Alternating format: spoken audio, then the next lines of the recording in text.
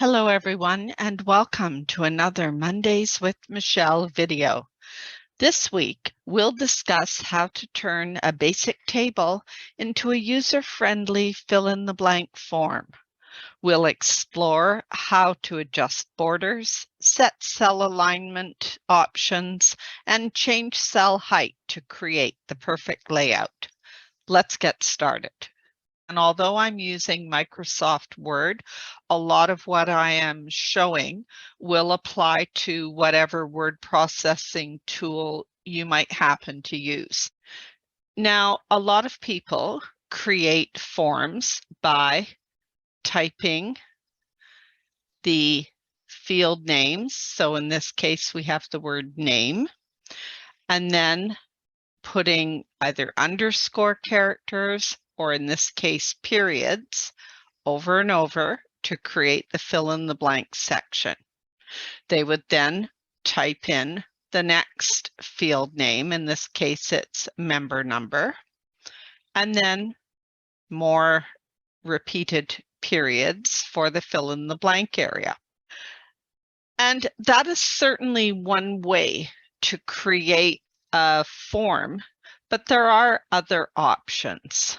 The reason I don't like creating forms in this fashion is it makes it very difficult to restructure the form. For instance, if I decide I want to make the name field smaller, yes, I can use my backspace or delete key, but now I have to go in and manually adjust every other line so that everything is still nicely lined up. So I find there's a lot of fiddling with forms like this because inevitably you delete a few too many periods and you've got to add them back in if you want everything to still be nicely lined up. So there is a better way of doing it, in my opinion, and that is by using a table. So what I'm showing here is that same thing set up as a table. And this is not the final view, but I'm showing you how I structured it. So basically, I went to the Insert menu, clicked on Tables, and I counted the heading and the fill in the blank space to figure out how many columns I needed. So for this first line, we've got name, we've got the fill in the blank, we've got member number and the fill in the blank. So I wanted a 4-column table. So that's what I started with. And then it's as simple as typing in the information in each of the cells. And I won't put anything there. I'm going to have a blank line for address. Then we've got phone number and email. So that's what I did to create what you see here. And you're probably thinking, well, that's nice, but it doesn't exactly look like the fill in the blank form. We've got all these empty cells. So what you can do next, and I'll just scroll down to the next page, you can hide the borders. So what you are seeing here is that exact same table with some of the borders hidden. And I'll show you how I did that. So let's take it row by row. So first of all, if I select this first row and I go to table design at the top and I click this borders tab, I have a number of options. And if I say I want to hide the inside borders, Just by hovering over that option, it shows me what it will look like. This is much closer to what I want. I want those inside borders hidden. And I can do the same thing with the next row. I want to hide the inside borders. So you notice at this point, it hasn't hidden the very outside border of what I've selected. And now I'm going to do inside borders of this one and inside borders of this one.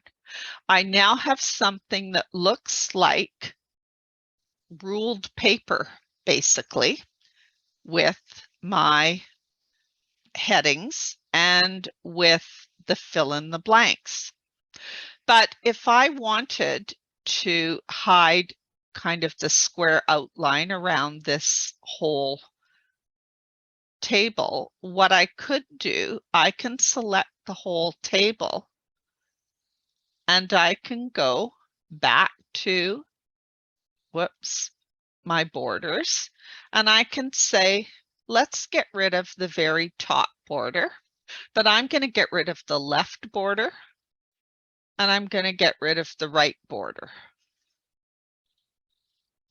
Now I've got something that looks like the fill in the blank form. If I wanted to, I could select address. I could get rid of the border for address. And I could get rid of the border right underneath phone number.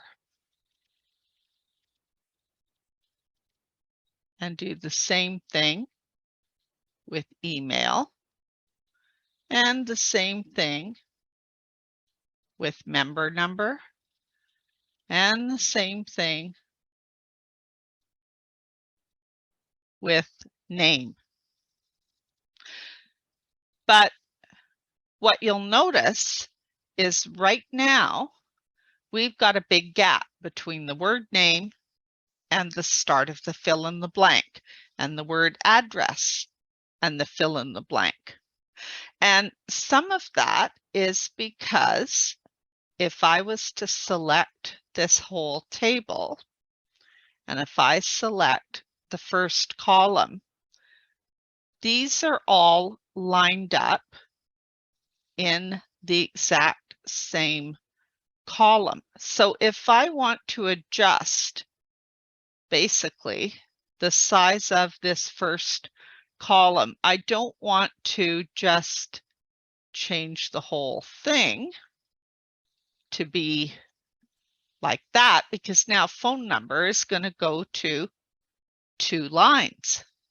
What I really want is to have this first cell a different width from all the others. So if I just select the one cell instead of the column, I can drag just the border of that one cell. And I can do the same thing with address. So I can adjust the size of individual cells without affecting the other cells in that same column. And now I have something that looks much closer to what I started with up top. And the advantage of doing this is if I wanted to make this whole form fit on a narrower sheet of paper, I could select a column and say, okay, let's make that smaller. And I can select this last column and say, let's make it smaller. And it is much quicker overall, I find, to edit a table and resize things than it is trying to do it with manually inserted underscore characters or periods. So that's one of the reasons I like using tables for doing forms. Now, some of the other features I want to show you, we talked about hiding borders and about adjusting the width of individual cells.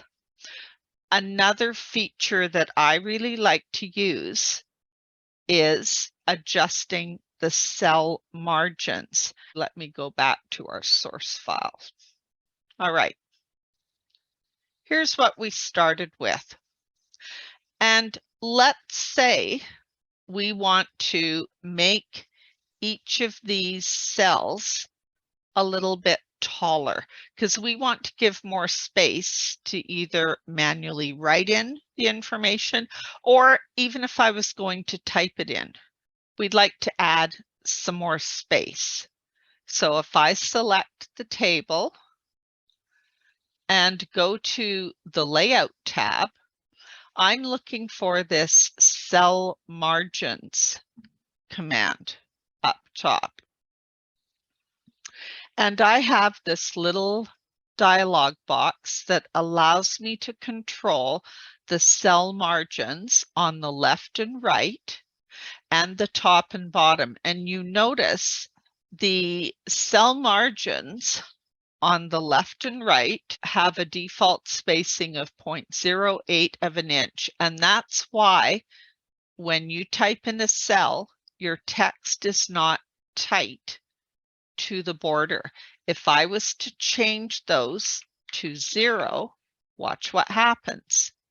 Do you see how now the text is crammed right against the border? So those of you that are doing Excel spreadsheets, this is something to note, because in Excel, most of the time your defaults are having your text really tight to the cell margins. So you can go in Excel, similar to what I'm doing here in Word, and you can adjust those. So I will quite often, as a starting point, I'll use 0.1, like 1/10 of an inch. They're using 0.08 as the default. I quite often will use 1/10. But what you can also do is you can adjust the top and bottom margins. So if I want to give more room to fill in this form, I could say, let's put 0.2 of an inch space above. And look what it's done. Now I have much more room. If you are having someone manually fill in the form, I have much more room for them to write in the information. And my text is tight to the bottom of the line. So what this means is if I now hide these borders, just so that you can see the effect, I'm going to hide the inside borders. You can see that you've basically got your label.